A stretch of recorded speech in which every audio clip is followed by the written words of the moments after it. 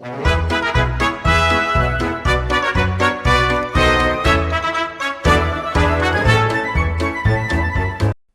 before the telegraph or the internet, a synchronized global news broadcast was already humming across the Atlantic.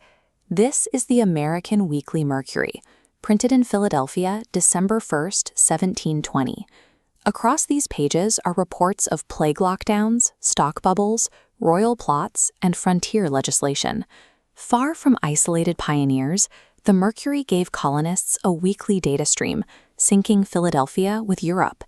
Within a single sitting, an 18th century reader could process massive macroeconomic shifts alongside the harsh local realities of their own colony.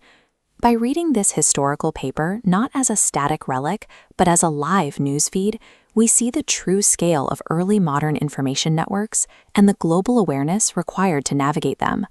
The top story dominating the international desk is a continent-wide panic.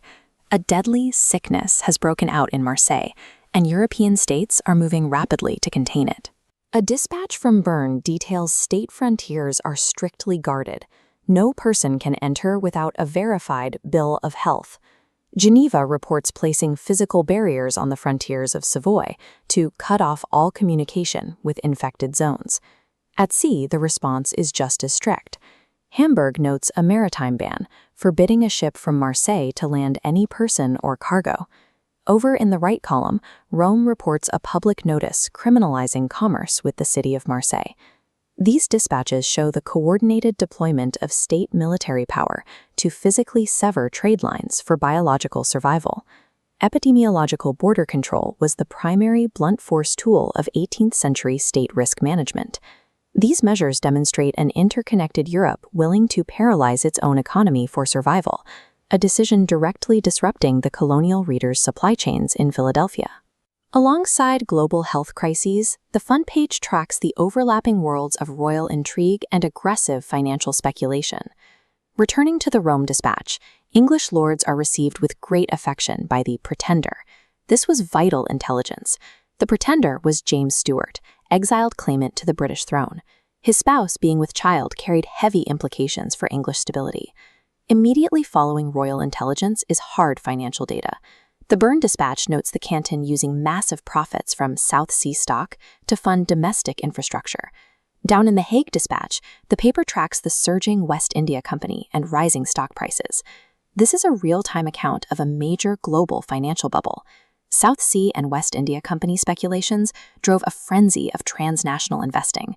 Sovereign debt, colonial monopolies, and raw ambition were being packaged into volatile financial instruments and traded across borders. The placement of these reports suggests that news of a royal successor and news of a stock subscription were handled with the same gravity. Both were essential for a colonial reader trying to navigate the volatile economies of the 18th century Atlantic.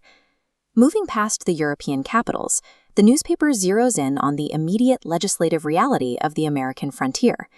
This section documents 15 newly passed bills signed by the governor of New York. The priorities are clear. Act 1 aims to better settle the local militia, while Act 6 secures funding to repair the critical post road to Kingsbridge. There are direct economic stabilization efforts. Act 4 establishes the legal currency value of lion dollars, and in Act 8, a local trade war executes, encouraging Indian trade while explicitly prohibiting sales to the rival French. This is colonial protectionism in action, where broader European rivalries are fought on the ground in American frontier markets. These acts revealed a high-stakes nature of colonial leadership. By securing roads and settling the militia, the government in New York was transforming local infrastructure into the front line of an imperial defense strategy. At the very bottom of the broadcast sit the classified advertisements.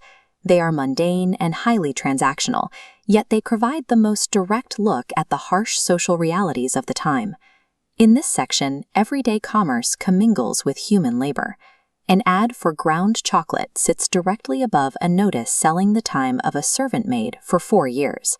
Below that is an active manhunt, offering 40 shillings for Hugh Wilcox, detailing his gray coat and stolen horse. Another alert from Maryland tracks 3 servant men who fled after committing divers robberies. The ad makes a crucial distinction, describing these men as being of a Newgate stamp. In 1720, this was a coded reference. It meant these men were convicted criminals, transported directly from London's notorious Newgate prison to serve out their sentences in the colonies. These hyper-specific physical descriptions point to a desperate need for surveillance. In a massive, sparsely populated frontier, identifying a criminal required crowdsourcing.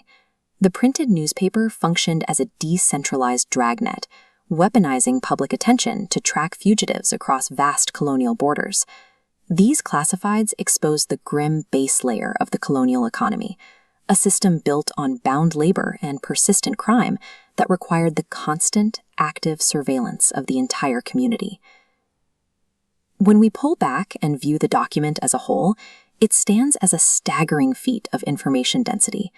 The reader experienced an intense cognitive dissonance. They were processing transnational plagues and global stock market crashes in the exact same sitting as local infrastructure laws and runaway servant bounties. Today, we are overwhelmed by a fragmented digital news cycle, but in 1720, this slow, once-a-week data drop was how the colonists mapped their reality. The reader holding this paper was not isolated. They were an active participant situated right at the nexus of a highly integrated global system. The physical printing press was the engine of this era, taking vast global geography and compressing it into actionable local intelligence. Historical artifacts like the 1720 Mercury serve as the ultimate proof that rapid globalization is not a modern phenomenon, but the very foundation upon which the modern world was built. The Daily Dispatch, history in print, no modern gloss, no modern